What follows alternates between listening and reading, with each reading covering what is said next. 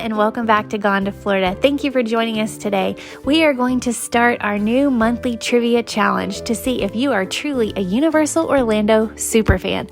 Every month on the first day of the month, we will have a 10-question quiz to see how much you know about the Universal Orlando Resort. If you have any questions that you think would be good, please put them in the comments section.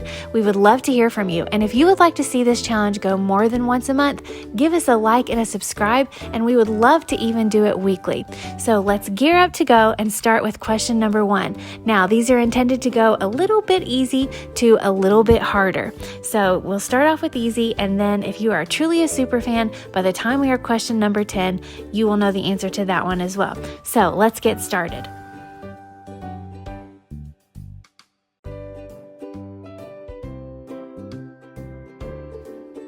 All right, if you know anything about Universal Orlando, you know that the name of the new park set to open in the summer of 2025 is Epic Universe.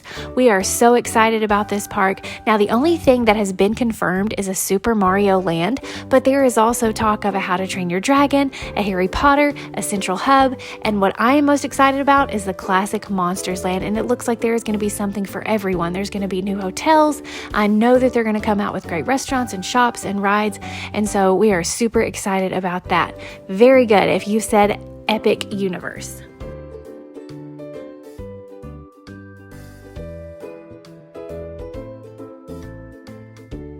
Okay, if you have been to the parks recently or been watching any YouTube videos, then you know that the current tribute store in the summer of 2023 is the 30th anniversary of Jurassic Park. Now, this was moved to the Hollywood area, away from the New York area, but it was a great tribute store. It's got a little bit longer to run before they switch over to the HHN, which we think, based on some Easter eggs and the fact that it's supposed to be a New York comic tribute store, that it might even be going back to New York. But the Jurassic Tribute Store was a really great way to pay tribute to my favorite Jurassic Park movie.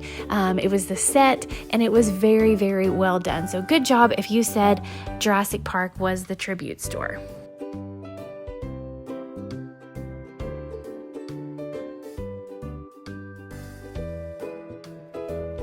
As many of you know, a new ride just opened in Universal Studios VillainCon. It's not even officially open yet. It's still in technical rehearsal. But when we are talking about Islands of Adventure, the newest ride is the VelociCoaster. This opened on June 10th, 2021.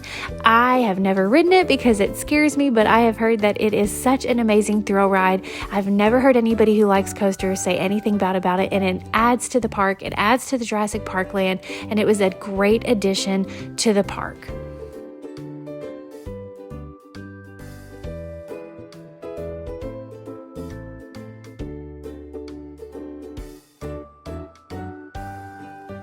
So if you said false, you are correct, because you know that the visionary J.K. Rowling would never allow Coca-Cola Freestyle machines in Diagon Alley. She wanted everything to be true to the story, to have that magical world all the way through. So the only thing you can get are drinks that are canon to Harry Potter. There are no Muggle drinks allowed, which means that while there are many freestyle drink machines throughout the park, there are 0 in Diagon Alley.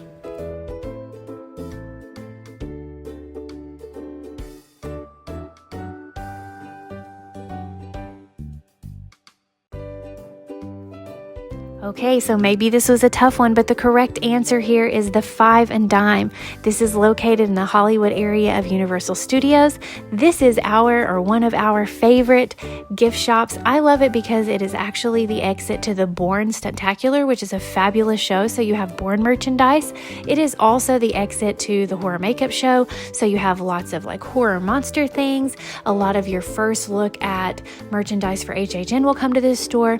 You can make phone cases here. here. There are some throwback things that look very retro-y from the beginning of the Universal Studios days. So there's lots of different things to pick from. It's not a real small shop, so you don't feel cramped, and it's just a really nice atmosphere. So good job if you said Five and Dime.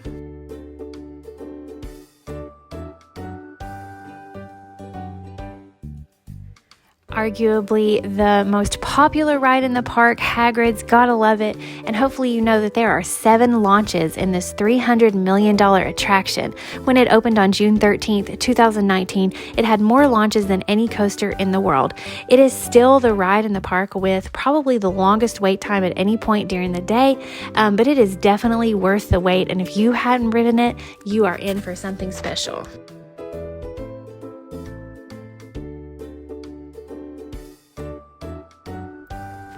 All right, I'm sure the first thing that comes to everybody's mind is E.T.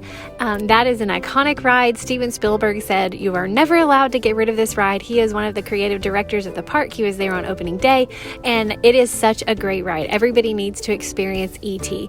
There is also, though, the Horror Makeup Show, which is found over in the Hollywood section of the park. It has been there since opening day as well on June 7th, 1990. And then the one that I almost forgot, Animal Actors, is another show over close to where E.T. is located. It kind of sits back. It's a very big venue, but you can almost walk right past it and forget that it's there. But it's a cool show with live animals doing tricks, and it's fun to check out. So there are 3 rides and attractions that were there on opening day.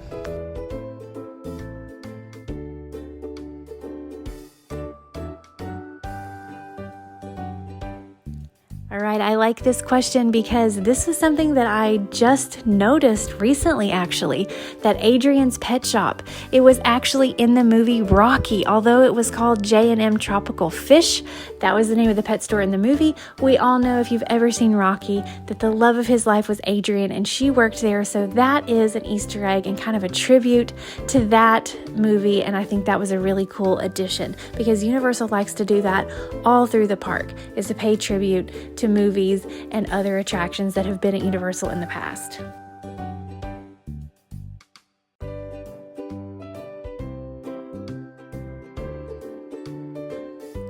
The correct answer here is true. The Hard Rock Cafe in City Walk is the largest Hard Rock Cafe in the world. Now, City Walk is the area that connects Universal Studios and Islands of Adventure. You can just walk right across. There's tons of shops, tons of places to eat.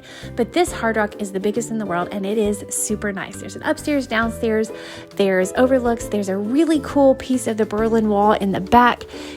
I would probably recommend you want to get reservations here because I have seen lines at 8, 9 o'clock at night just spread out all over City Walk with people waiting to get into Hard Rock. But you can go in at certain times a day and it'll be pretty easy to go in and get a table, or if you have a reservation, but it's definitely something to check out while you're here.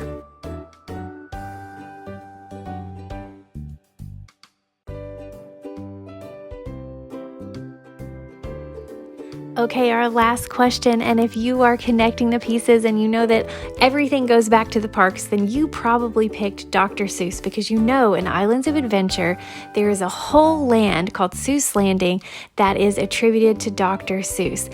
Now, when they were building Islands of Adventure, Dr. Seuss's wife was so impressed with the vision that they had for his land. There are no straight lines anywhere because that's just what would have been brought to life in a Dr. Seuss book. There are so many different stories incorporated, and it's such a beautiful land that she wanted to convince J.K. Rowling, hey, they will have the magic of your book brought to life here. They will leave no stone unturned. There's nothing that they will leave out. It will truly be what you have envisioned in your head, and they will bring it to life for everyone else. And they did not disappoint. J.K. Rowling was so pleased. She did agree to bring it, let Universal bring it to their parks, and it has helped them so much as far as park growth. Diagon Alley and Hogsmeade are both so well done. And of course, we see something coming at Epic. We don't know exactly what yet, but we're assuming there's a Harry Potter Wizarding World land there. And so it has just been such a great addition. So in a way, we kind of have Mrs. Seuss to thank for that. Okay, Universal fans, so tally up your score. If you got 9 or 10 questions correct, you are a Universal Orlando Resort super fan. So congratulations, and I hope you can keep the streak going with our next trivia round. If you got 7 to 8 questions correct, you are a Universal frequent flyer. You are there, but pay a little bit more attention to the details. Keep going back to the parks, and you will find out all of the answers to these questions. If you got 5 or 6 questions correct, you are still a rookie, but you're getting there, and you just need to keep coming back to the parks and seeing what's there and looking for all the little details that they put into things, because Universal is so good for that. If you got less than 5, then I hate to say that maybe you're still a muggle, but that's okay. Muggles are allowed in the park, and you can keep up with the trivia as well as if you keep coming back. I hope you had a good time. This was just our family's way of sharing our love for Universal with you. We love trivia questions. We love learning more about the parks. So again, if you have anything that you would like to see here, or if you want to see the trivia go on more than once a month, please give us a comment, a like, and subscribe. We really, really appreciate it as we try to grow our channel and share our love for Universal and other things Florida with you, as we are always gone to Florida. So thank you again for joining us, and remember, never stop exploring.